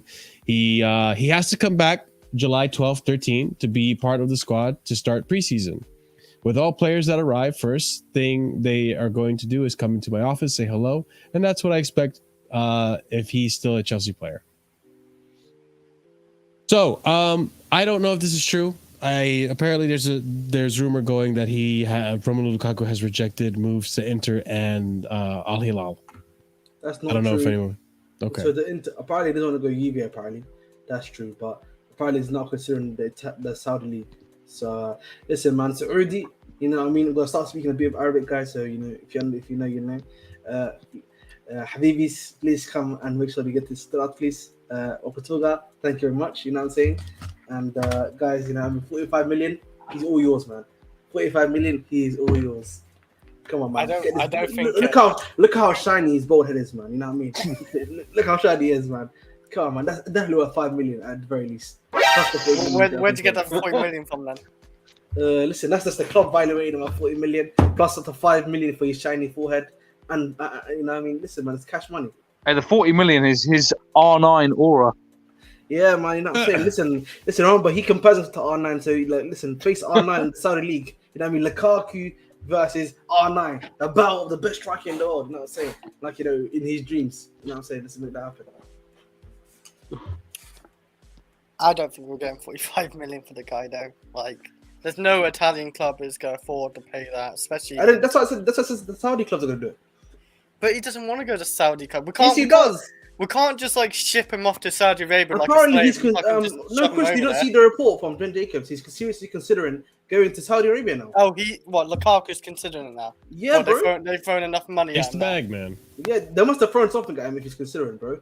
Listen, man. As long as you throw the bag at him and pay us 45 million, just zero to that number. That's what they did. Listen, man. Throw the bag at him and pay us 45 million. Fat boy's all yours, man. You know, 150 kgs all yours. Fat boy's all yours, huh? Oh, good. Yeah, I mean, I can't believe please, Lukaku, just take this deal, man. Just do it, Lukaku. You don't want to come back to Chelsea. Inter don't want you, despite them saying that shit. They're just fucking. That's just PR, okay? Inter want to look good. Inter want to look like they're trying for you, but they're gonna be on the these bench. guys want you on Inter, a bro. loan. They might be on the bench, bro. But they got like 20 million in their hands. No, he's gonna be on the bench at Inter, bro. You're gonna be on the bench. Thuram's gonna start ahead of you. Lautaro's gonna start ahead of you, bro. When are you gonna start playing football, bro? Yeah, man. When are you gonna start playing football? I thought you were about the free life. You know what I'm saying? I thought you were gonna be the number one striker in the world. Come on, bro. I think it's best for his career, man. Go for Saudi. Go for Saudi. Yeah, go for Saudi, bro. You know what I mean? End their career there, get the bag, but you'll still be shit. You'll never be a top 5 striker. True. But yeah, I'm just tired of seeing this guy on the news every week. It's another update. Oh, Inter, we didn't accept the deal. Inter's still trying to jip us with a loan or whatever. Like, bro, just take a move wherever you can get it. We're trying our best. Like, Lukaku, you're the one that's being stubborn in this. You're the one that says, "Oh no, only Inter, dog." Like, You know, it's like, bro, come on. Like, be open-minded about this. Like, Inter doesn't want to give in to what we want. They ain't trying to pay. Wait, sorry. Come on, dog. Are we expecting Lukaku to be realistic and open-minded and self-aware? Yes. Is that what we're doing right now? You're right. I shouldn't have I believe expected him to be in man self-aware. Ridiculous, this man. He's making this harder than it needs to be. So I don't know it's just- what went wrong with this guy though. Like, I was actually a little bit hyped when he came to us, and Lukaku's got bagged like 15 to 20 goals in the league at least, and it just flopped. Like everything. Like, he didn't link up well. He had a bad attitude, I guess. I didn't really care about that attitude too much, but he wasn't really performing that well either. So. Tuchel told him to stop standing there like a statue. You can't help it, man. Tuchel told you No, there's trying. your daddy. Oh, God, crazy, man. man. I You know forgot how about that, crazy man. that is? That's your daddy. That is so crazy. Daddy. Yep. But it is what it is. Then you start a tantrum like a baby. Hey. We please go to Saudi, Lukaku, okay? All right, moving on to the next topic I wanted to Milan discuss. No, I ain't bringing up Milan. Sorry, I didn't even bother to talk about Milan. It's your boy, man. It's Habibi. This might actually happen. Okay, so I did want to discuss this a little bit because now my tinfoil hat is on, right? So Hakim Ziyech posted a story on his Instagram saying knee problem, right? Okay, so that was peculiar. It's very interesting. So we move, and here we have PYS reporting, Matt Law. Hakim Ziyech's move to Saudi Arabia could be revived. Then going forward, according to James Benj, who's been reporting the Hakim Ziyech news earlier as well with the Al-Nassr move as well, Al-Nassr's offer to Hakim Ziyech remains on the table. Changes made to the proposal after the medical mean that his guaranteed salary is 40% lower, but if he stays fit, he will still make the 50 million euros he was initially offered. I'm starting to think that maybe Ziyech, there's two things. Either that story poses two things. Either Ziyech is laughing at the situation, like, damn, my knee, well, fuck. Oh, what are you gonna do? Let's laugh about it, right? Or that it's possible, knowing Ziyech and how he likes to be passive aggressive, that maybe there wasn't actually a knee problem, or it was a knee issue that he had that he was playing with and he could still pass a medical, but Al-Nassr was trying to find a way to trying to find a shortcut, cut a corner, and maybe not pay him the salary and the wage that they had offered him initially. Find an excuse, kind of a scapegoat, for lack of a term. They're not short for money though, so I don't know why they'd be trying to penny pinch with this guy in particular. Yeah, I don't know. It's just a very weird situation. And now you have this, which hopefully Ziyech does accept this. I think he does need to go to another club. Listen, make your money and ball out with Ronaldo, man.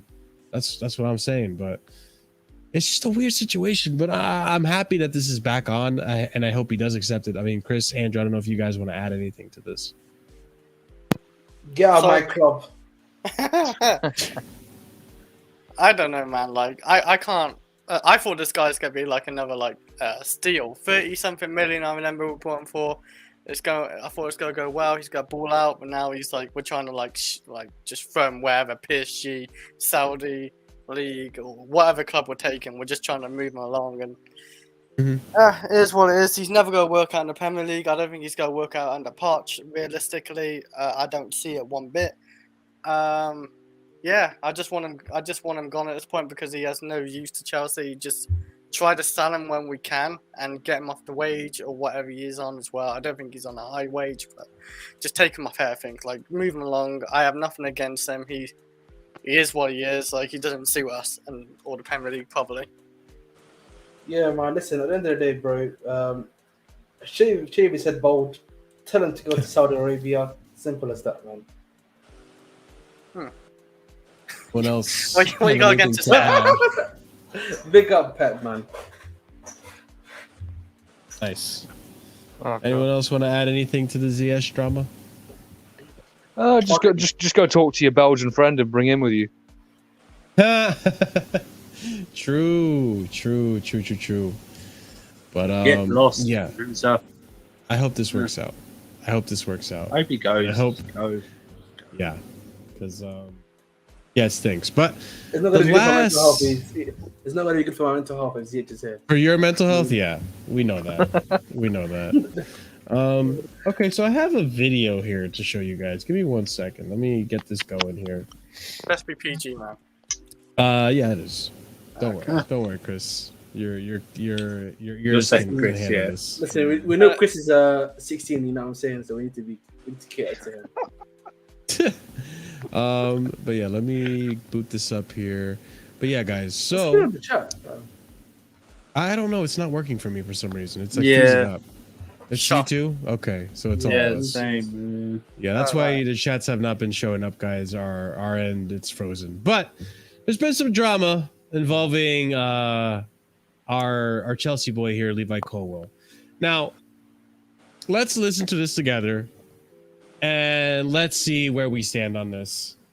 What do you say? And I'll share my opinion once it's done. But yeah, I'm gonna play this. This is right after they won. By the way, again, if you live under a rock, England won the Euros under 21 yesterday against Spain, 1-0. Very dramatic finish to the game as well. Big up to Trafford, right? That's the goalkeeper. Yep. My dude saved the penalty and then saved the goal, the shot right after the penalty. So the rebound. The rebound, yes. Yeah, it was very impressive. But yeah, let's play this video real quick and see what we think. What you gonna say, brother? Come on, man. Hey, listen. We're both coming back. He is as well. Listen, hey, I'll make sure he comes back. You get it? This guy, bro. Now, that's the video. My thoughts. I'm on two camps. Okay. Two things could be here. Could be the case here. One, he doesn't want to come back to Chelsea. Why? He's not interested because of what he said there. It wasn't really necessary for him to, react the way he did. He could have just maybe stayed silent, or who knows, right? Wait, did he say something? I must have missed that. I heard what Madueke said. Yeah, and Well, he you said were this a bit too guy, deep, and kind of man. shrugged him off. Yeah, but I yeah. don't know, like. So Bro, this the other alternative is that it's very possible this guy's working with an agent. It's very possible his agent told him, "Hey, man, don't talk about Chelsea publicly. Don't do any of this publicly. We're in negotiations. I'm trying to get you a good deal for a re-sign contract. We still got to talk to Poch. All this and that. It's all business." But where I stand on this, I'm inclined to believe he doesn't. I don't think he cares for the project. I think he's going to talk to Poch, but I don't think I don't think he cares for Chelsea. That's where I stand on it. Bro, I don't understand why people are like reacting to someone that is just literally won a trophy, probably had one or two little beers, you know what I mean, and he's trying to celebrate. But listen, I don't want to be talking about my job, when I've just celebrated winning something. Like, why would I talk about it? You don't need to talk about Chelsea all the damn time, bro. You're going back there already. The club wants you. Everything's gonna get sorted out. So honestly, I don't see anything into this. Honestly, man. I was gonna say, right? We're talking about it's a strange way to react. You know what's also strange? Madueke talking about his club after his international team have just won a trophy. Exactly, bro. I think that's the strange thing we should be looking at here. But it is what it is. People are going to try and read into it. We just need to wait and see until he has the talk with Poch and Colwill. They have their talk, and the outcome from that will tell us all we need to know. That's all I have to say. And you also need to realize, man, this guy's got a 3-year contract, guys. The club has the power here. And they're the ones that want to give him a new contract. And he would be working out. I'm pretty sure Poch would like it if he won the stars. He would have to be the star anyway, whether he likes it or not. In August, when we start our first game of the season. Mm-hmm. I would also like to mention that, listen, I'm inclined to believe.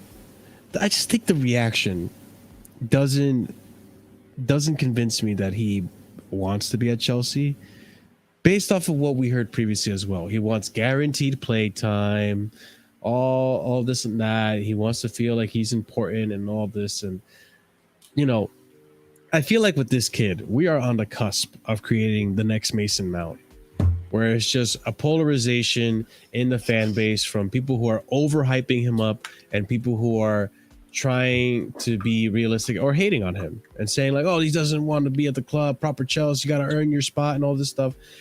I think as a fan base, we need, like, not us here at the panel, obviously, but I think when you go on Twitter and you see those other fans, the proper Chelsea fans, I think as a fan base, people do need to calm down on the hype. We have not seen him play for Chelsea. We've had, okay, he had a great season at Brighton. So did Cucurella, and look what happened. Bro, can I ask you a question, bro? Go ahead. Do you know why Mason Mount had what he had behind him?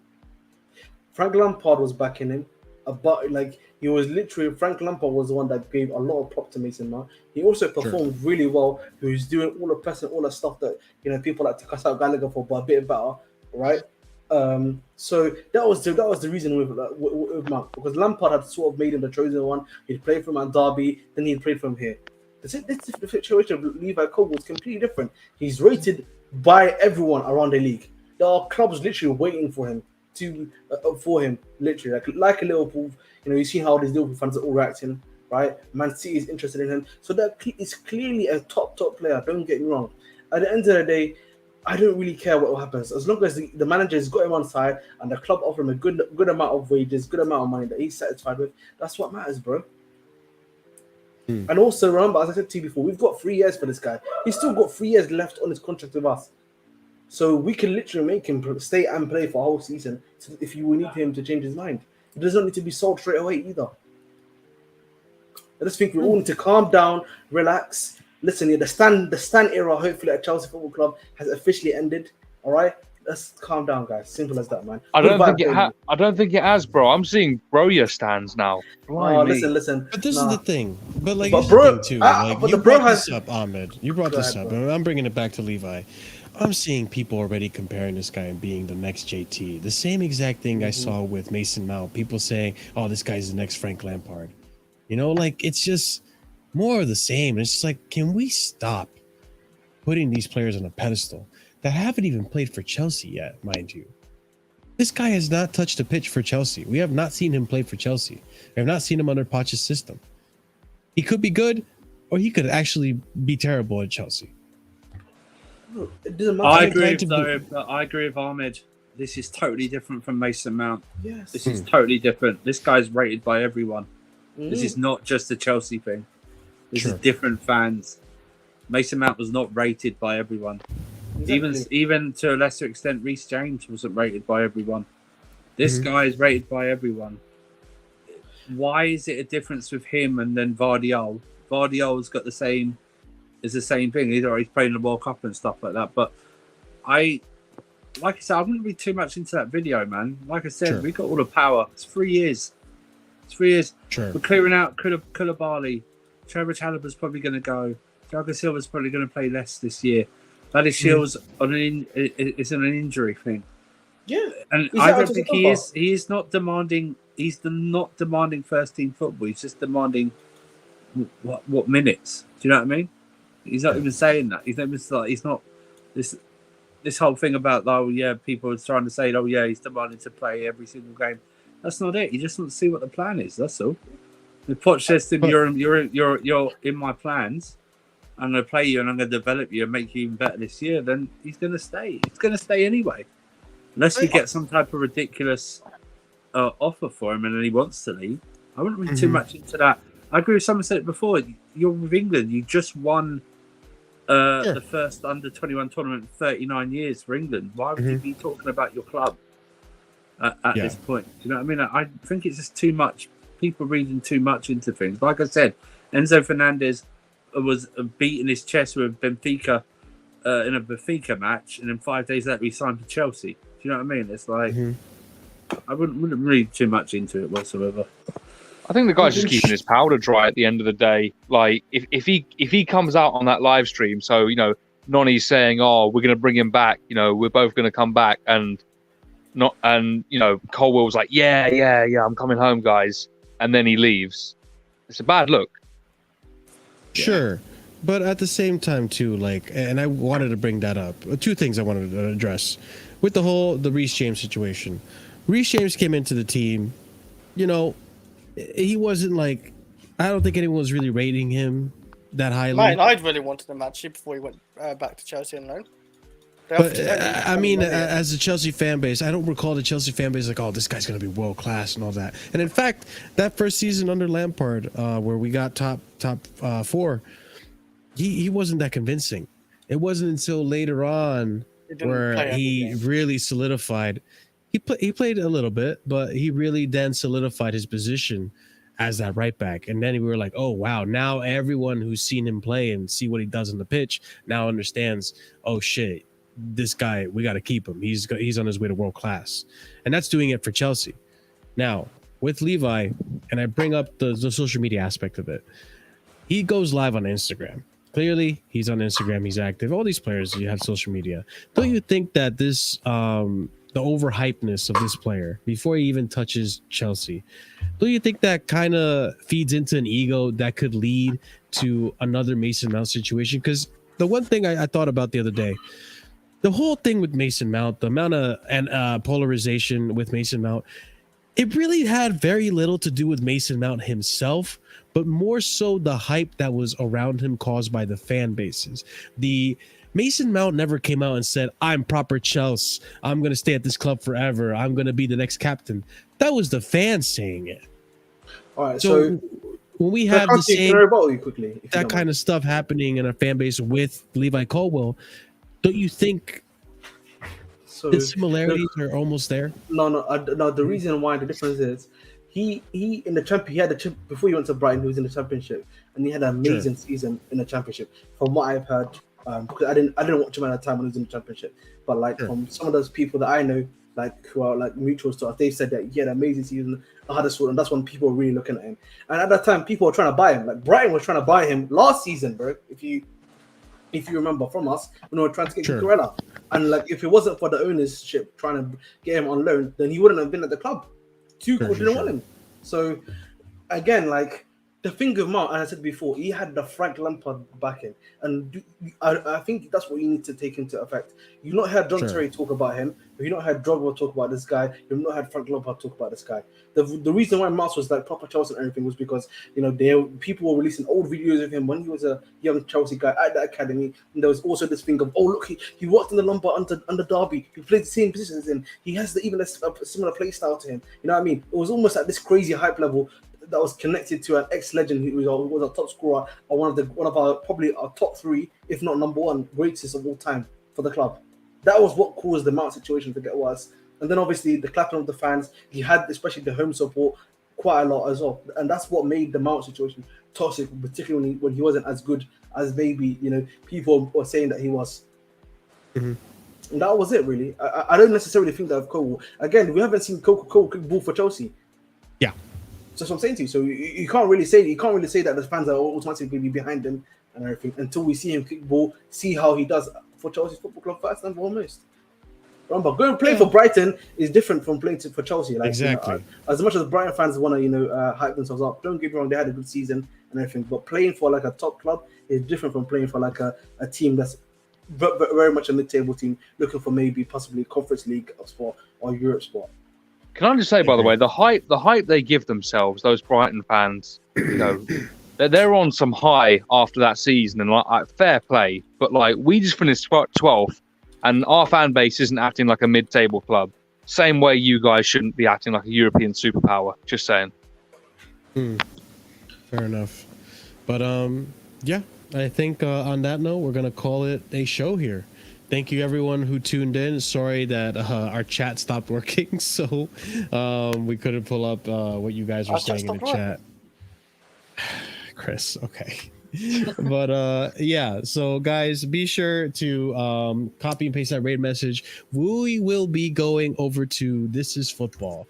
We're gonna go ahead and raid him. I think he's talking about some transfers right now. Actually, let me check what he's doing right now. But yeah, go over and show him that where you're coming from. Copy and paste that rated message, spam it in his chat. I'm sure he'll love it, coming from a Chelsea fan.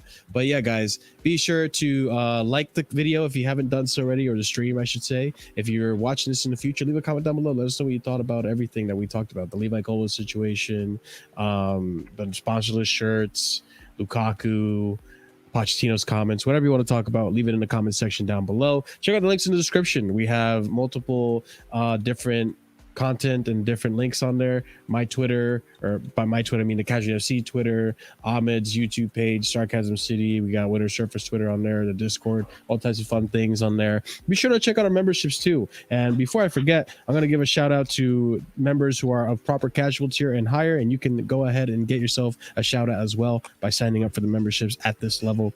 Shout out to Winter Surfer, OG Turbo Jesus, Dark, Scott, and Adrian, and thank you so much for the support. You guys have been very helpful into on with this platform, and keeping the lights on. And you can also keep the lights on by smashing that like button, subscribing to the channel if you haven't done so already, hitting that bell notification so you know when we're going to be streaming next time. But with that being said, guys, we will see you again probably on Wednesday, and we'll go from there. But hopefully by then, Moises Caicedo's done. We'll see. We'll have news. But guys, thank you so much for being here. We'll see you over on This Is Football, and we'll catch you next time. Peace and stay casual. See ya.